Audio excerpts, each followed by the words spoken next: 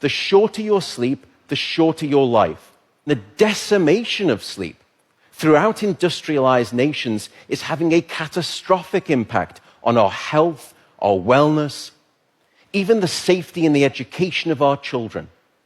It's a silent sleep loss epidemic, and it is fast becoming one of the greatest public health challenges that we face in the 21st century. The disruption of deep sleep is an underappreciated factor that is contributing to cognitive decline or memory decline in aging, and most recently we've discovered in Alzheimer's disease as well. There's a structure that sits on the left and the right side of your brain called the hippocampus. It's very good at receiving new memory files and then holding on to them. Yet in those people who are sleep deprived, we actually couldn't find any significant signal whatsoever. Without sleep, the memory circuits of the brain essentially become waterlogged, as it were, and you can't absorb new memories. We have since discovered that a lack of sleep will even erode the very fabric of biological life itself, your DNA genetic code. So here in this study, they took a group of healthy adults and they limited them to 6 hours of sleep a night for 1 week. And then they measured the change in their gene activity profile relative to when those same individuals were getting a full 8 hours of sleep a night. And there were two critical findings.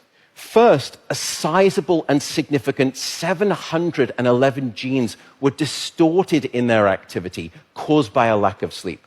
The second result was that about half of those genes were actually increased in their activity, genes associated with the promotion of tumors, genes associated with long-term chronic inflammation, and genes associated with stress, and as a consequence, cardiovascular disease. There is simply no aspect of your wellness that can retreat at the sign of sleep deprivation and get away unscathed.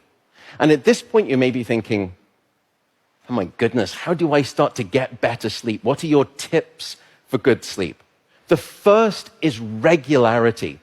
Go to bed at the same time, wake up at the same time. No matter whether it's the weekday or the weekend, regularity is king. And it will anchor your sleep and improve the quantity and the quality of that sleep. The second is keep it cool.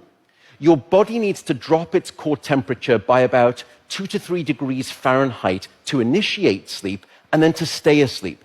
And it's the reason you will always find it easier to fall asleep in a room that's too cold than too hot. So aim for a bedroom temperature of around 65 degrees or about 18 degrees Celsius. That's going to be optimal for the sleep of most people. Sleep, unfortunately, is not an optional lifestyle luxury. Sleep is a non-negotiable biological necessity. It is your life support system.